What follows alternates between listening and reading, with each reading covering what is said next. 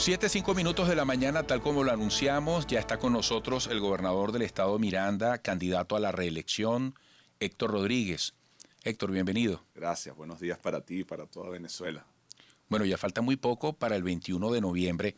Antes de entrar en materia sobre tu compromiso, tu promesa hacia estas elecciones, yo quisiera un análisis, porque en el medio de los distintos intereses alrededor de estas elecciones está un país necesitado, oye, de consensos, de acuerdos, sobre todo de honestidad de la clase política. Sí. ¿Qué destacarías tú dentro de la dinámica que está viviendo la política en este momento, incluyendo, bueno, los procesos impulsados en México y todo esto, ¿no? Bueno, yo creo que si tomamos la fotografía de hoy, la fotografía de hace 4 años cuando me tocó ser candidato, creo que es una Venezuela que ha empezado a sanar heridas, ¿no? Yo recibí un estado, yo siempre digo, con 4 grandes tormentas, Eduardo. La tormenta de la delincuencia. Tú sabes que Miranda era el estado más inseguro de Venezuela. Tenía 70 homicidios semanales, 15 secuestros semanales. La tormenta, de la crisis económica, del bloqueo, de las sanciones que nos tocó atravesar. La tormenta del COVID y la tormenta de la confrontación política. Yo recibí el estado del odio, de la guarimba, donde fue capaz alguien de quemar viva a otra persona, de poner una guaya por degollar a otra persona. Y en ese momento, Eduardo, se estaba imponiendo la lógica de todo o nada. Tú no existes, yo no te reconozco, la lucha es existencial. Creo que 4 años después, en el marco de estas elecciones, hay un gran consenso en el país de que no podemos regresar a esos tiempos del odio, de la confrontación, del desconocimiento del otro. No voy a decir que es un consenso absoluto, seguramente hay todavía en ambos bandos extremos que plantean la lucha existencial, pero creo que la gran mayoría del país coincidimos en la necesidad de reencontrarnos, de reconocernos mutuamente y de administrar nuestras diferencias en paz, en calma, con racionalidad política. Así que yo creo que eso es un gran avance que hemos logrado atravesar durante estos 4 años. Humildemente creo que en Miranda hemos contribuido en esa dirección con un tono del discurso, con un método de trabajo convocante, dialogante para todas y todos los actores políticos, sociales, culturales del país.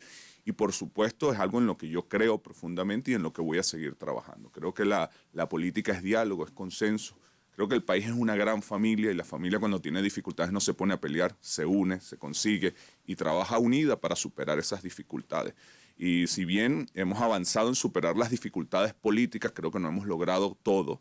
Y además hay dificultades económicas y sociales todavía por recuperar, por resolver. Y la única forma de resolverlas es trabajando juntos, Eduardo, apostando al trabajo en familia, en equipo. Así que eso es lo que te podría aportar. Nosotros tenemos la necesidad de seguirnos reconociendo y de seguir caminando juntos para sacar este país adelante. Venezuela está demostrando que quiere continuar. Sin duda alguna. Que cree en el futuro. El venezolano está demostrando valentía. Creo que es una de las grandes lecciones del COVID. Así es. ¿Qué le puedes decir a todos los venezolanos, independientemente de su ideología, sobre cambio o cambios que a ti te conste el gobierno puede estar asumiendo como una posición decidida? Es decir, que no es algo reactivo, circunstancial. Hay varias direcciones. Uno de los grandes cambios, una de las grandes autocríticas que yo hago como chavista fue ese enfoque de ver a la oposición como un todo, como blanco o negro, ¿no? Y sin duda alguna, en el marco de estos años nos dimos cuenta que no era así, que había matices, que había tonalidades y que nosotros como gobierno teníamos la obligación de ver y de atender todos esos matices. Eso es un cambio en la manera de hacer política que tiene varios años aplicándose y que creo que ya es un cambio estructural, que el gobierno decidió trabajar con la diversidad de la oposición en la que tiene. Creo que también hay un cambio que lo impuso la realidad, que es la relación con los sectores productivos. Aquí hubo una ruptura en la relación política con los sectores productivos en el 2002, lógico. El sector productivo del país fue un actor clave en el golpe de Estado del 2002 y de ahí hubo un distanciamiento muy grande. Esa relación quedó como muy burocrática y a partir de toda esta dinámica del bloqueo, las sanciones que fue agudizada con el COVID, creo que el sector productivo y el Estado se dieron cuenta en la obligación de trabajar juntos. Ambos se necesitan para construir un país productivo, para sacar este país adelante. Entonces ahí hay dos elementos en la forma de hacer política, en la forma de llevar la economía, que son cambios estructurales y que creo que se demuestra. Hay una paz política, hay un renacimiento económico, una reactivación de la economía. Estos días yo estaba reunido con el sector farmacéutico y me decían que este año están creciendo 13%. Eso es una barbaridad desde el punto de vista del crecimiento económico y ojalá eso se reproduzca en todos los sectores de la economía y se mantenga en el tiempo. Se mantenga en el tiempo para que las condiciones sociales y económicas del país vuelvan a encontrar su punto de estabilidad, de bienestar, de prosperidad para todas y para todos los venezolanos. Antes de ir a la pausa, y tenemos 2 bloques más para hablar de tu propuesta, ¿cómo definirías desde lo general tu proyecto para Miranda en caso de ser reelecto? ¿Es solo la continuidad de lo que vienes haciendo? ¿Hay algo que se suma? ¿Hay algo que fortalece? No puede ser la continuidad porque yo no voy a gobernar la misma Miranda que recibí. Yo conseguí una Miranda cuyo principal problema era la seguridad de Eduardo y yo me enfoqué en eso. Yo logré bajar en más de un 90% los homicidios, en más de un 90% los secuestros.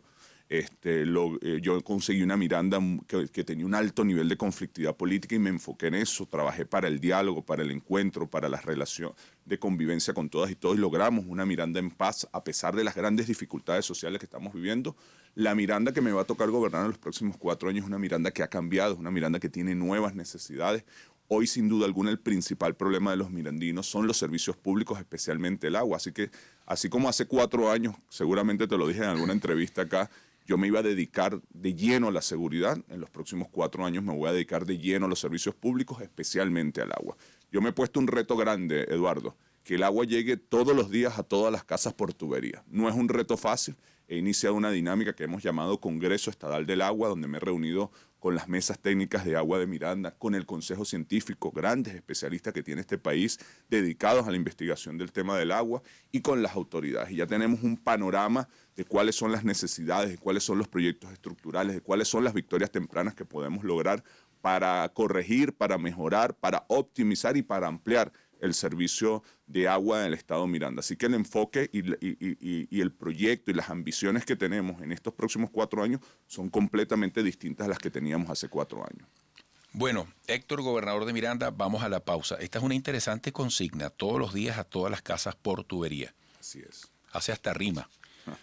Mira, en la próxima parte, más allá de lo que tú quieras desplegar en tu propuesta, yo quisiera un pronunciamiento tuyo sobre un tema muy sensible, que es el diésel. El diésel venía prácticamente regalado. Tengo amigos que me han enseñado facturas, creo que costaba 0,01, no sé cuánto cada litro. Y de repente fue equiparado su costo con la gasolina. Cuando hablamos del diésel, tú sabes muy bien, Héctor, que es el transporte público, son las plantas eléctricas, son los tractores, son los camiones, la agroindustria. Y Miranda es un estado pujante en todos estos aspectos. Yo quisiera tu opinión al respecto, qué está previsto, en tu caso, cómo manejarías el tema. Amigos, pendientes allí, regresaremos. 7:16, seguimos conversando con el gobernador de Miranda, candidato a la reelección, Héctor Rodríguez. ¿Qué has evaluado, qué se plantea, qué sabes con respecto a este ajuste en el costo del diésel? Sí, eso es parte de las políticas que ha venido desarrollando PDVSA de actualizar sus estructuras de costo. Sin embargo, apenas nos informaron, el sector productivo de Miranda se comunicó conmigo, el sector pesquero, el sector campesino, el sector industrial que también depende, y yo logré conectarlos a ellos con el equipo de PDVSA y la Vicepresidencia de la República, y entiendo que van a hacer un plan de adaptación y de flexibilización para todos los sectores productivos de Miranda, ¿no?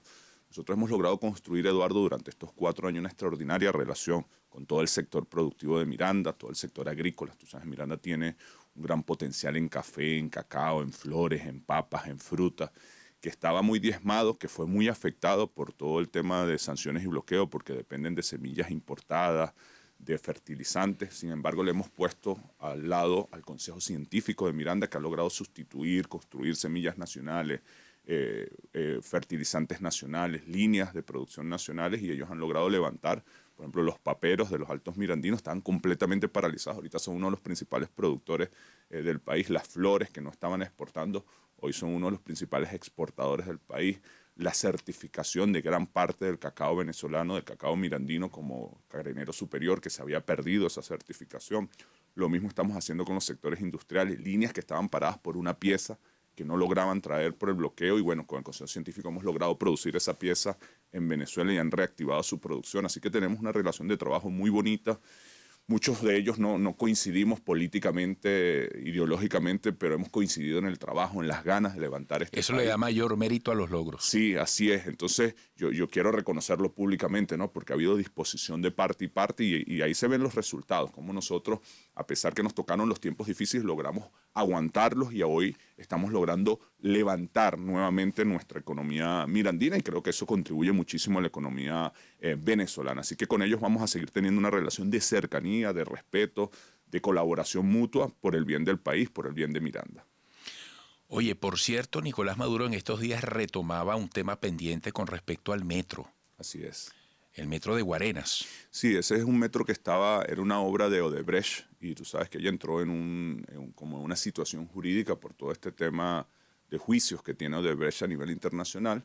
Nosotros como país demandamos a Odebrecht para que los bienes de Odebrecht en Venezuela pudieran pasar al Estado. Finalmente esos juicios salieron, y entonces estamos asignando recursos y otras empresas nacionales para que terminen esas obras, ¿no? Ahí no se podía entrar hasta que saliera todas estas decisiones jurídicas. Los bienes que serán maquinaria fundamentalmente. Y los bienes de la materiales. construcción, porque la empresa todavía no había entregado la obra, entonces era propietaria Ok. de lo que habían logrado avanzar y construir, ¿no? Pero ahora ya jurídicamente podemos entrar en la obra. Ya hay empresas nacionales que tienen la capacidad técnica y la disposición de entrar en ella, y ojalá podamos culminar, porque eso sería Tú puedes asumir eso, extraordinario. tú puedes sumarte a esa promesa, a esa nueva promesa del metro para Guarenas. Sin duda, a eso ese eso compromiso. es una necesidad, y hemos venido trabajando estos 4 años para acelerar todo ese proceso jurídico. Nosotros hemos sido lo que más hemos insistido en la necesidad de avanzar en que esa obra fuese liberada jurídicamente, que no se esperara, porque el juicio de Odebrecht sigue, que no se esperara a terminar el juicio de Odebrecht, porque es una necesidad. Mira, tú no sabes el bien que ha hecho tener el sistema ferroviario de los Valles del Tuy. Antes de que eso existiera, Miranda es un estado, lamentablemente, nosotros estamos trabajando para que eso no sea así, pero es la realidad, dormitorio de Caracas. Entonces, en los Valles del Tuy, en los Altos Mirandinos, en Guarenas, Guatire, hay una cantidad de trabajadores que vienen todos los días a la ciudad de Caracas. Eso ha mejorado muchísimo el sistema ferroviario de los Valles del Tuy con el metro de Los Teques, y nos falta el metro de Guarenas Guatire para terminar de equilibrar ese sistema. ¿En qué porcentaje se puede haber avanzado en esas No, obras? ellos tienen ahí como un 60%, tienen casi el 90% de las torres. Ahí falta el túnel que haría la última parte, y luego el montaje de las paradas y los sistemas ya de los ferrocarriles, ¿no? Sin embargo, no es una obra menor, es una obra de gran envergadura, de muchos recursos, pero bueno, es una obra en la que hay que seguir avanzando, porque va a ayudar muchísimo a todos los trabajadores y trabajadoras de la ciudad de Guarenas y de Guatire. Hablando de vialidad y de ese carácter de dormitorio que tienen muchas partes de Miranda con respecto a Caracas, ¿qué balance haces con respecto a la vialidad, bacheo, pavimentación, iluminación? Bueno, ahorita estamos avanzando muchísimo. Por ejemplo, la Panamericana. Estamos asfaltando en la Panamericana. En la Panamericana se iluminó este año nuevamente. Casi todos los años hay que como ir sustituyendo, porque es un sistema, bueno, que necesita permanente mantenimiento. Mira, ahorita en Miranda estamos colocando, en los últimos 3 meses hemos colocado más de 10.000 luminarias. Yo estoy colocando luminarias calle por calle. Nos hemos puesto el objetivo de iluminar todas las calles. Y estamos en un plan de bacheo. Lamentablemente las lluvias son tan irregulares que el plan de bacheo lo hacemos los días que no llueve, ¿no? Entonces lo hace mucho más lento y mucho más dificultoso, pero estamos avanzando. Logramos tener una planta de asfalto propia de la gobernación que no teníamos cuando llegamos, y eso nos ha permitido acelerar mucho el proceso. Estamos trabajando de manera colaborativa con los alcaldes para ayudarlo. Nosotros estamos colocando el asfalto, y ellos, bueno, ponen toda la logística para colocarlo en las calles, en las avenidas. Ahí estamos avanzando muchísimo. Y con las autopistas estamos trabajando con el gobierno nacional en colaboración, ayudándolos, haciéndoles el mantenimiento, iluminando también. Este año iluminamos todo lo que sube Guarenas Guatire, y esta semana les pusimos ojos de gatos también a todo, desde Guarena hacia arriba, que también hacía falta. Es decir, ahí vamos recuperando bien. Falta muchísimo, por supuesto, para hacer. Tú sabes, nosotros creamos la empresa Transmiranda, que es una empresa de la gobernación. Hoy tiene casi 400 unidades. Nuestra meta es llegar a 1.500 unidades. ¿Y qué tal va funcionando? Bien, bien, bien. Más bien, Porque ese es un parque automotor que demanda mantenimiento, recursos. sí, pero ¿no? mira lo que hicimos. Creamos las empresas de flores, de exportación de flores, de exportación de pescado, y las ganancias de esas empresas las damos como subsidio cruzado para Transmiranda, para que el pasaje, el pasaje de Transmiranda es el pasaje más barato de todas las empresas de Miranda. Y por supuesto la demanda se nos viene, mucha gente que usa otra línea de transporte se nos viene a Transmiranda por el costo que es súper, súper económico, ¿no? Pero bueno, para poderlas mantener lo que estamos haciendo es subsidio cruzado con otras empresas, y con las ganancias de esas otras empresas también es que estamos creciendo. Estamos creciendo cerca de 100 unidades por año y manteniendo, bueno, tenemos...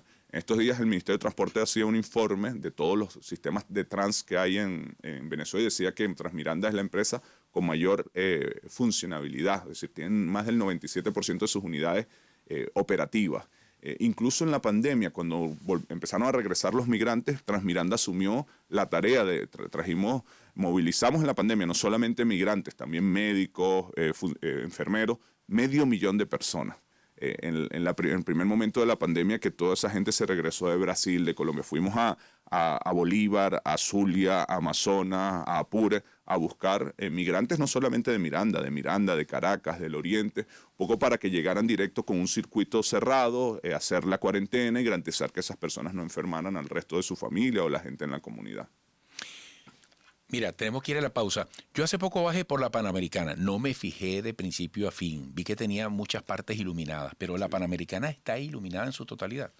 La Panamericana tiene un sistema de luminarias en la totalidad. Todas las noches tenemos que estarla revisando por si se roban alguna parte o por si algún bajón eléctrico quema algún circuito. Es decir, es un circuito igual que el de Guarenas-Guatire, que todos los días hay que estarle haciendo mantenimiento porque el fliqueo del sistema nacional le afecta. Entonces quema una etapa, es decir, todos los días estamos haciendo mantenimiento. Pudiera ser que una noche hay una parte que se quemó ese circuito y bueno, se cambia el fusible, se cambia lo que se haya deteriorado, pero estamos permanentemente en revisión. Otra pausa, al regreso, quiero que me hables de las prioridades. ¿Cuáles son los puntos más débiles hasta ahora dentro de los logros que son tarea pendiente? Correcto. Que hablemos de tercera edad, de educación. Seguro. Así que al regreso con Héctor Rodríguez, gobernador de Miranda, quiere repetir. Héctor Rodríguez me está hablando con mucho entusiasmo porque yo le tocaba el tema de las cabras, ¿no? Tengo entendido que hay por gente que yo conozco, hacen queso. No, mira, el nivel de emprendimiento que está surgiendo en Miranda con la producción de cabras, con la producción de café. Miranda fue un estado productor de café y después desapareció del mapa. Hoy está recuperando toda su producción de café. Hace 2 semanas hicimos el primer corte donde graduamos a los caficultores. O sea, y además con un tema de formación. Por ejemplo, en la política de emprendimiento tenemos 4 dinámicas. La primera es la formación. Normalmente las políticas de emprendimiento arrancan por el financiamiento, ¿no? Nosotros empezamos por la formación. Luego la formalización de la empresa. Hemos constituido, Eduardo, más de 5.000 empresas de emprendedores. Cada empresa es mínimo 2 puestos de trabajo, pero el promedio en Miranda es de 5 puestos de trabajo. Tercero, todo el financiamiento. Y cuarto, lo que hemos llamado las ferias. Todo el tema de mostrar todo lo que se está produciendo en Miranda, pero en todas las áreas, en la agricultura, en el sector textil, en el sector de servicios públicos de muchísima calidad. Es decir, toda esta dinámica de dificultad económica, lo que generó, la actitud que generó en la gente es, bueno, vamos a echar para adelante, vamos a salir adelante, vamos a producir, vamos a emprender, vamos a inventar algo, pero no nos vamos a quedar paralizados o desmoralizados. Es decir, la actitud de la gente fue, cómo sacamos este país adelante, cómo sacamos la familia adelante, cómo nos reinventamos, ¿no? Entonces eso, por supuesto, lo llena a uno de muchísima energía, de muchísima emoción, de un país que tiene ganas y yo estoy seguro, vamos a superar todas estas dificultades económicas, no tengo la menor duda. Yo te decía en la parte anterior que hablara sobre los puntos más frágiles de tus planes en cuanto al proceso que llevan hasta ahora. Los que representan una mayor prioridad para ti. Ahorita la principal prioridad está en 2 dimensiones. Básicos. Servicios públicos, por un lado, y especialmente agua, aunque en cada subregión, bueno, por ejemplo, en Barlovento, la prioridad es el tema eléctrico. En Guarenas-Guatire, la prioridad, después del agua, es el transporte público por el déficit que hay, sobre todo en la movilidad hacia Caracas. Pero el problema principal, así como hace 4 años era la seguridad, hoy en Miranda es el agua y en eso nos vamos a abocar.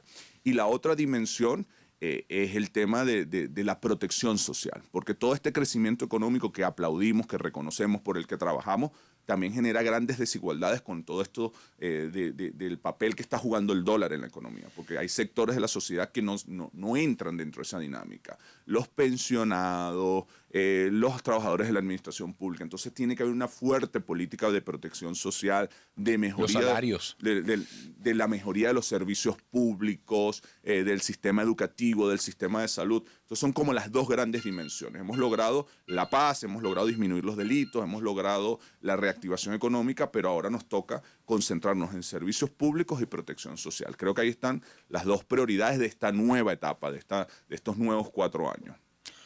¿Cómo es el acompañamiento de la gobernación de Miranda a todo eso que estás describiendo en la iniciativa, en las ganas de hacer las cosas, para que haya confianza en los emprendedores, sin escatimarles el esfuerzo que tienen y sin dejar por fuera a aquellas personas que tienen industrias, oye, que crecieron en algún momento y que hoy en día están deprimidas? No, pero es que además ¿Cómo manejas ese todo? Además se complementa. Ajá. Porque ¿qué estamos haciendo con los emprendedores? Por ejemplo, ubicamos la industria textil, que es una muy potente industria en Miranda, pero no producen algodón en Venezuela, dependen del algodón importado. Bueno, nosotros conseguimos unos emprendedores en Valles del Tuy que están produciendo algodón. Entonces acompañamos a los emprendedores de algodón para que complementen la industria textil de Miranda. Miranda hoy está produciendo, Eduardo, para que sepas, la mejor semilla de algodón de toda Venezuela. La industria de hilo de Venezuela, la industria de algodón de Venezuela está comprando la semilla mirandina. Entonces lo que vamos haciendo es ver el mapa completo económico y ver dónde hay debilidades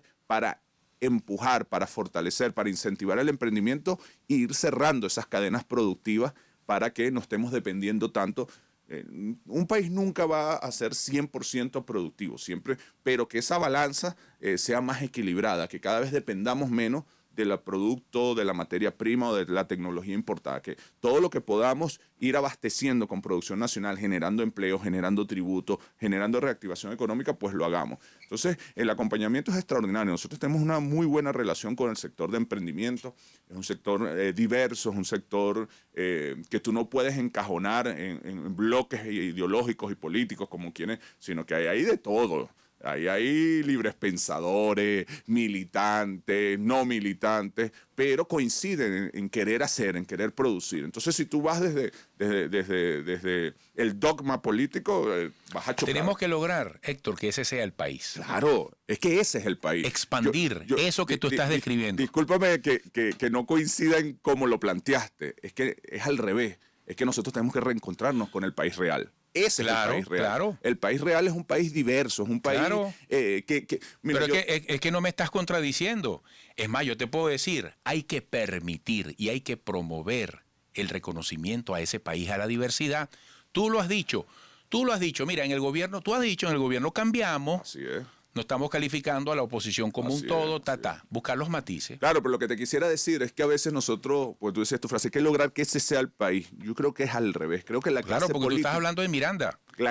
Claro, te entiendo. Pero yo creo que la clase política se desconectó de la realidad. Se quedó en su peleita y el país siguió. Ajá. La clase política tiene que reencontrarse con el país. Tiene que volver a reconocer un país diverso, emprendedor, amoroso, que está harto de la peleadera y del conflicto y que quiere unos políticos que se pongan a trabajar, que se unan, que dejan la peleadera. Yo creo que la realidad avanzó y que no somos nosotros los que tenemos que reencontrarnos con ese país. Héctor, hablando del atractivo que debe tener el 21N como cualquier invitación electoral que nos toca por derecho, y esa desconexión que tú estás describiendo, ¿cómo analizas lo que está pasando, por ejemplo, en tu territorio, entre las dos candidaturas de la oposición que no se ponen de acuerdo, una le pide a la otra que entienda que la suya es la conveniente? ¿Cómo estás viendo esa dinámica?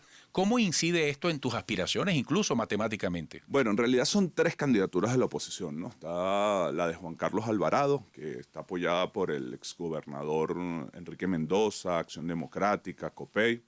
Está la del exalcalde del municipio Sucre y está la promovida por los alcaldes del área metropolitana. Yo creo que eso que está pasando en Miranda, tal vez en Miranda se nota más por las características propias de Miranda, pero cuando yo converso con el liderazgo nacional es algo que está pasando en todo el país. La oposición está dividida en grandes rasgos en esos 3 bloques. ¿no? En todo el país. Y creo que no es un problema, no es una división electoral, creo que es una división estructural, que responde desde mi análisis a tres Se factores. hace evidente en tiempos de elecciones, o más evidente, pero es estructural. Es estructural, Claro, responde a tres claro. grandes razones desde mi análisis, ¿no?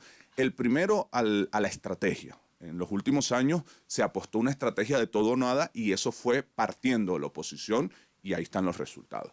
La segunda razón, a lo económico. Esa estrategia generó que parte de la oposición administrara muchos recursos, monómero, Citgo, el oro y los intereses que genera el oro en Europa. Y sobre eso, ese dinero no va a pensiones, ese dinero no va a las escuelas, ese dinero no va a pago de burocracia, ese dinero no compra medicina. ¿Dónde está ese dinero? Y creo que eso generó grandes contradicciones en la oposición. Y el tercer elemento, y creo que hoy es el que tiene más peso, a las aspiraciones futuras. Esas tres oposiciones están pensando en el 2024. ¿Quién es su candidato presidencial? Entonces eso es un tema que tú no resuelves. Mucha gente quiere analizarlo desde lo electoral. Sí, es más evidente en lo electoral, pero si tú no te das cuenta de que es una grieta estructural, no la vas a poder resolver. O sea, que hay un problema estructural en la oposición. Que tú me decías, bueno, ¿cómo eso influye en tus aspiraciones? Bueno, yo no lo quiero medir desde mis aspiraciones, yo quiero medir desde la política venezolana. Creo que no le hace bien. Creo que no tener una oposición estabilizada le hace daño a este esfuerzo que estamos haciendo para unificar al país, para pacificar al país, para no volver a los tiempos de violencia. Así que todo lo que podamos hacer para que haya bloques políticos estables que puedan dialogar, que puedan contribuir y que no haya esa conflictividad, creo que es sano para el país. Si yo lo midiera desde mi aspiración personal, sería un irresponsable, ¿no? Nosotros como venezolanos necesitamos estabilidad política en el país y todos tenemos que trabajar para que haya estabilidad política en el país. Ahora, lo que sí te puedo decir, Eduardo, que me ha pasado en esta campaña, que en los recorridos casa por casa me encuentro todos los días gente que o no es chavista desde el punto de vista que es independiente, o que no es chavista siendo militante de la oposición y se me acerca, mira Héctor, yo no soy chavista, pero a mí me gusta la forma en cómo tú hablas, cómo tú trabajas y voy a votar por ti, quiero trabajar contigo. Eso para mí es un gran compromiso porque el liderazgo amerita mucha responsabilidad porque tú te estás llevando las expectativas, las esperanzas, ahora no solamente del chavismo, sino sectores independientes, sectores opositores. Y yo he meditado mucho esto, Eduardo, yo te digo con mucha responsabilidad, bueno, yo estoy dispuesto a asumir esa responsabilidad, el liderazgo de llevar adelante las esperanzas, los proyectos y de trabajar con todas y todos. Creo que lo he intentado en estos 4 años y creo que es lo correcto. Yo estoy dispuesto a ser un gobernador que gobierne no solamente para los chavistas, sino también para los sectores independientes, para los sectores opositores, que consideren que lo hemos hecho bien, que hemos apostado a la paz, que tenemos un discurso respetuoso y de diálogo. Así que aquí va mi mano, extiendo mi mano para todos los sectores de Miranda, para llenar ese vacío que está generando esa división en la oposición. Se agotó el tiempo. Mucho éxito, por aquí siempre estaremos dispuestos a recibirte. Gracias por tu tiempo. Gracias a ti, Eduardo. Siempre es un placer conversar contigo. Igualmente, Héctor Rodríguez, gobernador mirandino, que busca la reelección en el proceso del 21 de noviembre. Volveremos.